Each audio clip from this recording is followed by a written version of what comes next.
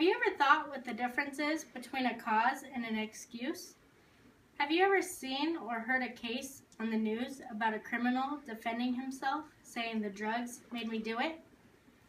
Good afternoon. My name is Meghan Marcum, and today I'm going to discuss with you why the courts should not allow defenses that criminals are not at fault because they were under the influence of drugs, alcohol, or blaming their upbringing. As most of you have seen this defense at one point or another, this is something you all can have an opinion on.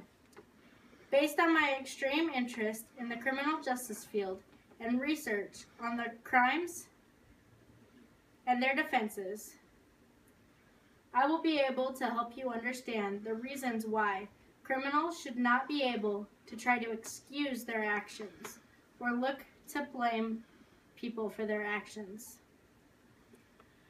I will present information about criminals using defenses of being on drugs, being intoxicated, and blaming their own upbringings for the crimes they commit. Dr. Stanton Samenow wrote in his article from the Virginia Lawyer magazine, Understanding the User, drugs do not transform someone into an entirely different type of human being. Drugs bring out what resides inside.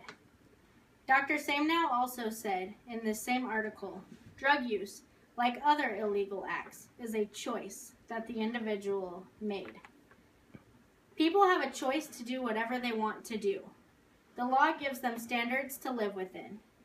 People should not make excuses for their actions when they had a choice to do the right thing. Diana Scully and Joseph Merola wrote in a paper for the University of Minnesota on justifications and excuses of rape. In that paper, they have a section on drugs and alcohol. One of the criminals they interviewed said something very similar to what Dr. Samenow had said. The criminal said his alcohol and drug use brought out what was already there in such intensity it was uncontrollable. Although drugs are one of the main excuses criminals use when they are trying to defend themselves, it is not the only excuse. Next, I will continue on with a similar topic of criminals using alcohol as an excuse for the crime they commit. In a magazine entitled The Prosecutor, Karen Cather wrote an article entitled, "It is not an airborne virus." I believe that this title says so much in of itself. There are parts of this article that talk about how being addicted to alcohol or drugs is not something you can catch, like a disease is. You have to choose to partake in it. Alcohol takes the fear out of things. Have you ever heard the saying, liquid courage? Even though it makes you fear less, it should not give you a defense for committing a crime. Criminals are criminals before they even pick up that bottle.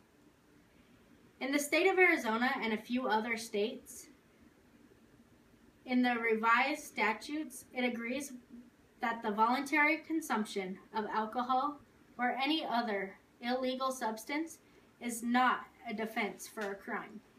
Now, the rest of the country needs to follow in their footsteps.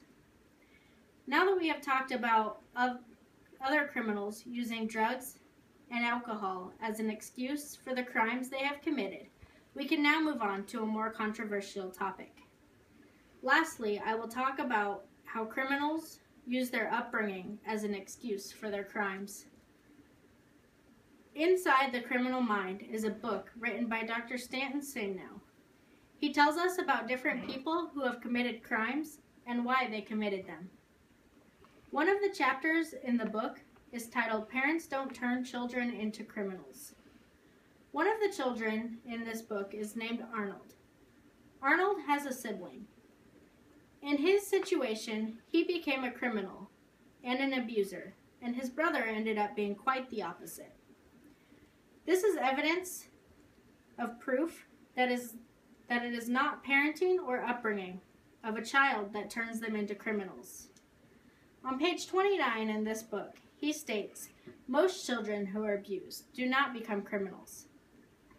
Officer Ivan Kaminsky, a 20-plus year police veteran officer, told me that people have a hard time seeing that a person is just a bad person. They want to give that person every reason to find them innocent. Officer Kaminsky also said to me in an interview, people of all demographics commit crime. This is found to be true. It does not matter if you are black or white, poor or rich. Even minority and majority commit crime. It is foolish to say that because you were beat, it made you a murderer. Or because you were sexually abused, you have to sexually abuse others. I would say it is quite the opposite. In conclusion, I have now informed you why criminals should not be allowed to call an excuse a cause in front of a judge or jury and blame their drug use, alcohol use, or upbringing for the crime they chose to commit. It's safe to say that these criminals had a choice to make, and being accused and charged for the crime they chose to commit is the consequence they must pay, and cannot blame anything or anyone for what they chose to do. Gavin de Becker once said in his book entitled The Gift of Fear, "Every human behavior can be explained by what precedes it, but that does not excuse it, and we must hold abusive men accountable. Every human behavior, not just a few, but every human behavior."